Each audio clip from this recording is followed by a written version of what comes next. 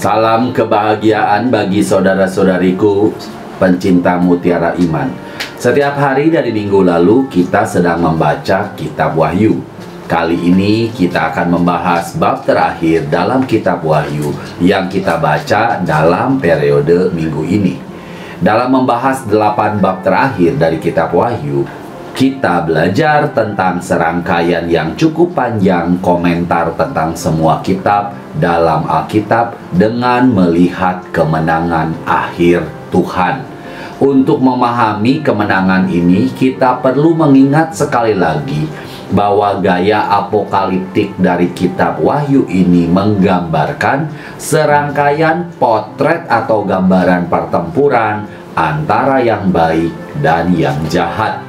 Meskipun dalam beberapa hal umumnya bersifat kronologis, dalam hal lain ini hanyalah cara memandang drama secara keseluruhan dari berbagai sudut. Apa yang kita tahu adalah bahwa pasal 15 dimulai dengan himne orang yang diselamatkan, yang bersuka cita bahwa Tuhan sekarang pada akhirnya akan bertindak untuk mengalahkan kejahatan dan mengantarkan era sukacita tanpa akhir bagi mereka yang setia kepadanya. Dalam bab ini kita menemukan 7 cawan murka Tuhan yang kemudian disebutkan dalam bab 16. Ini adalah salah satu dari jenis potret, yaitu bisul yang menyakitkan pada mereka yang menyembah binatang itu. Laut dibuat seperti darah dan kematian makhluk di dalamnya. Sungai-sungai dibuat seperti darah yang menunjukkan penghakiman Tuhan. Matahari menghanguskan manusia yang mengutuk Tuhan tetapi tidak bertobat. Tahta binatang itu dilemparkan ke dalam kegelapan tetapi tidak ada pertobatan. Sungai Efrat mengering dan 3 roh setan muncul dari binatang itu dan nabi palsu untuk meminta raja-raja di bumi dalam perang melawan Allah di Armageddon. Akhirnya terdengar suara dari surga, sudah terlaksana, dan kota, negara, pulau, dan gunung pun hancur. Bab 17 menawarkan potret lain. Pelacur besar muncul di banyak perairan dan di atas binatang itu. Banyak komentator mula-mula melihat pelacur itu mewakili kota Roma, yaitu wanita yang kamu lihat adalah kota besar yang berkuasa atas raja-raja bumi. Dengan binatang itu mewakili kekuatan duniawi antikristus. Jelas bagi gereja, mula-mula Roma kafir dengan penganiayaan dan penyembahan kaisar mewakili lambang kejahatan duniawi, yaitu keserakahan, kenajisan, dan pemberontakan langsung melawan Tuhan. Di seluruh kitab suci, pelecehan juga mengacu pada penyembahan berhala, mengkhianati Tuhan yang benar melalui hubungan dengan dewa-dewa palsu. Tetapi sementara anggapan tentang semuanya ini ke Roma yang disebut dengan Babylon besar memang valid, hanya tidak lengkap. Di sini Roma dapat dianggap sebagai simbol dari semua ketidaksetiaan duniawi dan kekuasaan yang disusun melawan Tuhan di sepanjang sejarah, termasuk di zaman kita sekarang. Ayat 8 dari bab 17 membutuhkan suatu perhatian khusus. Adapun binatang yang telah kau lihat itu telah ada, namun tidak ada. Ia akan muncul dari jurang maut dan ia menuju kepada kebinasaan. Ini tentunya merupakan pembalikan yang disengaja dari perikop sebelumnya, di mana Santo Yohanes memulai surat-surat dari Tuhan kepada ke-7 gereja dengan kata-kata berikut: kasih karunia dan damai sejahtera menyertai kamu dari Dia yang ada dan yang sudah ada dan yang akan datang. Bab 18 melanjutkan penggambaran kehancuran semua yang melawan terhadap Tuhan dengan menceritakan jatuhnya Babylon besar, yaitu Roma dan semua kekuatan duniawi. Seorang malaikat mengumumkan, sudah rubuh Babel, kota besar itu, dan ia telah menjadi tempat kediaman roh-roh jahat dan tempat bersembunyi semua roh najis. Maka Tuhan melalui suara lain di surga berseru, pergilah daripadanya supaya kamu jangan mengambil bagian dalam dosa-dosanya, dan supaya kamu jangan turut ditimpa malapetaka-malapetakanya. Kemenangan. Tapi tunggu. Kemudian di bab 19, nyanyian kemenangan dimulai di surga. Dengarkan, haleluya untuk kemenangan dan pernikahan anak domba. Haleluya, keselamatan dan kemuliaan dan kuasa adalah pada Allah kita, karena penghakimannya benar dan adil. Amin. Haleluya, haleluya. Karena Tuhan Allah kita yang Maha Kuasa telah menjadi Raja, marilah kita bersuka cita dan bersorak-sorai dan memuliakan Dia, karena hari perkawinan anak domba telah tiba dan pengantinnya telah siap sedia, dan kepadanya dikaruniakan supaya memakai kain lenan halus yang berkilau-kilauan, yang putih bersih. Lenan halus itu adalah perbuatan-perbuatan yang benar dari orang-orang kudus. Maka seorang malaikat berkata kepada Yohanes, tuliskanlah, berbahagialah mereka yang diundang ke perjamuan kawin anak domba. Pernikahan anak domba tentu saja merupakan pernikahan Kristus dengan gereja. Kita bisa lihat dalam surat Santo Paulus kepada Efesus bab 5 ayat 32 yang mencakup semua yang terpilih. Tetapi ingat apa yang saya katakan tentang kitab Wahyu sebagai buku yang tidak selalu berisi gambar kronologis atau suatu potret. Sebenarnya ini seharusnya mengajarkan kita sesuatu tentang kepastian iman. Karena setelah nyanyian kemenangan inilah seekor kuda putih muncul, yaitu firman Tuhan, ditunggangi oleh seorang penunggang yang hebat, disebutkan setia dan benar. Mulutnya adalah pedang tajam untuk memukul segala bangsa. Nama yang tertulis di jubahnya adalah Raja segala raja dan Tuan segala tuan. Dan oleh Dia binatang itu yang merupakan representasi dari semua kejahatan setan dihancurkan. Selain itu, ini digambarkan sebagai pertempuran pertama. Kemudian kita belajar di bab 20 bahwa akan ada 1000 tahun pemerintahan Kristus dan umatnya. Suatu periode di mana setan diikat. Meskipun setelah itu dia harus dilepaskan untuk sementara waktu.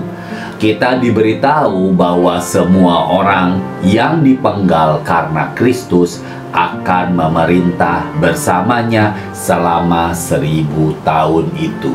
Tetapi sayangnya, teks ini telah menimbulkan berbagai macam kesalahan yang dikenal secara umum sebagai millenarianism oleh sekte yang memahaminya secara harafiah dan bahkan percaya bahwa mereka akan memerintah bersama Kristus di langit untuk periode waktu ini. Gereja tidak pernah mengizinkan penafsiran ini. Sekali lagi kita harus ingat bahwa angka-angka dalam kitab Wahyu adalah simbolis. Dan sejauh ini interpretasi terbaik dari 1000 tahun ini adalah bahwa itu adalah waktu antara kedatangan Kristus yang pertama, yang dengannya setan benar-benar terikat secara efektif, sehingga kita dapat berpartisipasi dalam kehidupan Kristus sendiri tanpa takut akan kejahatan, dan kedatangan yang kedua Pada saat itu setan akan digulingkan untuk selama-lamanya dan penghakiman terakhir akan berlangsung.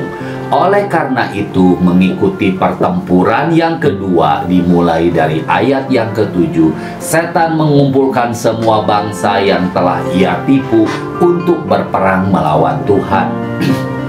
Tetapi api turun dari surga dan menghanguskan mereka.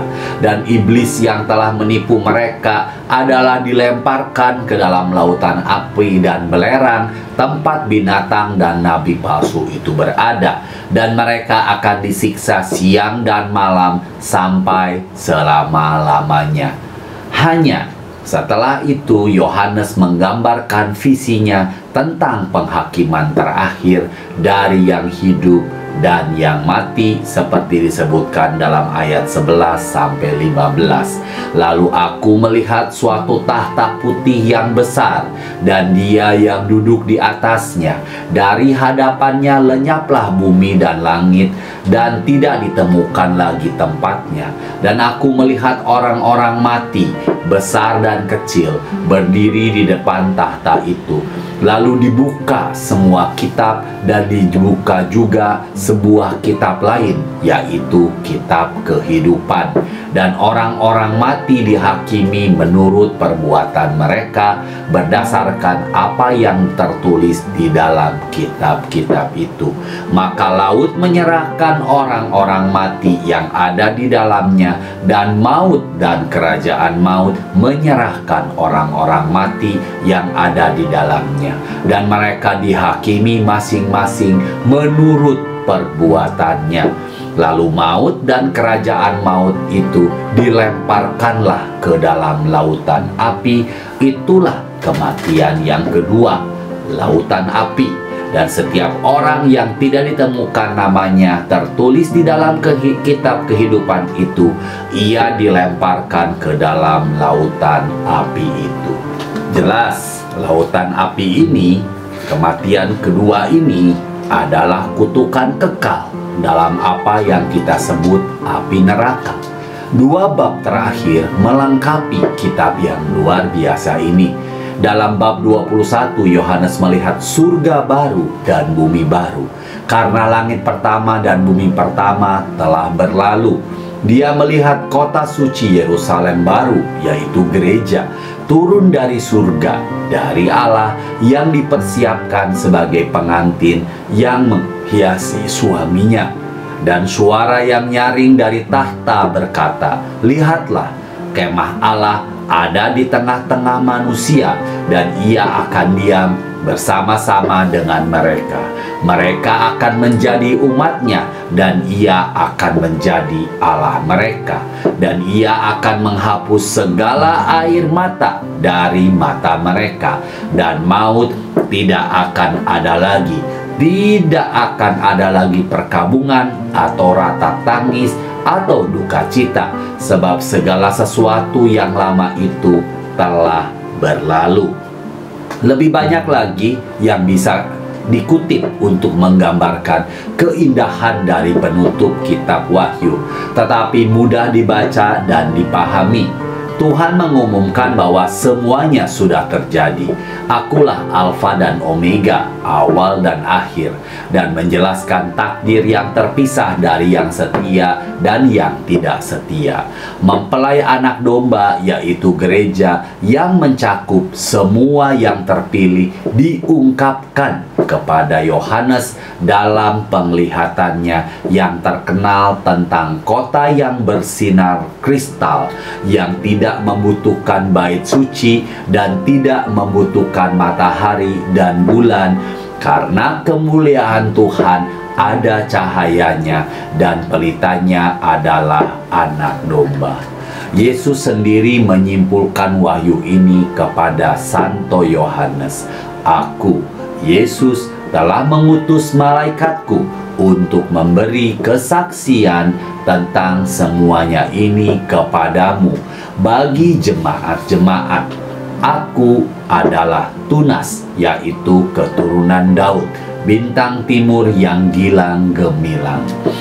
Oleh karena itu, Yohanes memperingatkan para pembacanya untuk memperhatikan perkataan nubuat ini, untuk tidak menambahkan apapun dan tidak mengurangi apapun.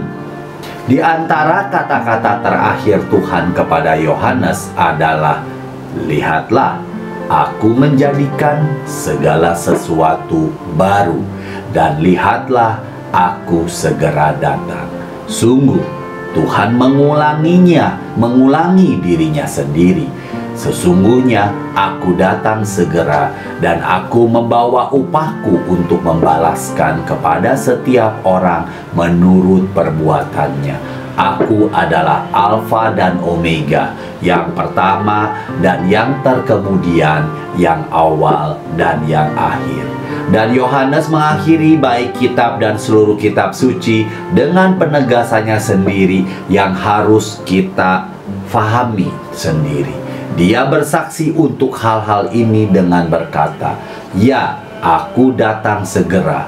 Amin. Datanglah Tuhan Yesus, kasih karunia Tuhan Yesus menyertai kamu sekalian. Amin." Tuhan Yesus memberkati. Salam sehat buat kita semuanya.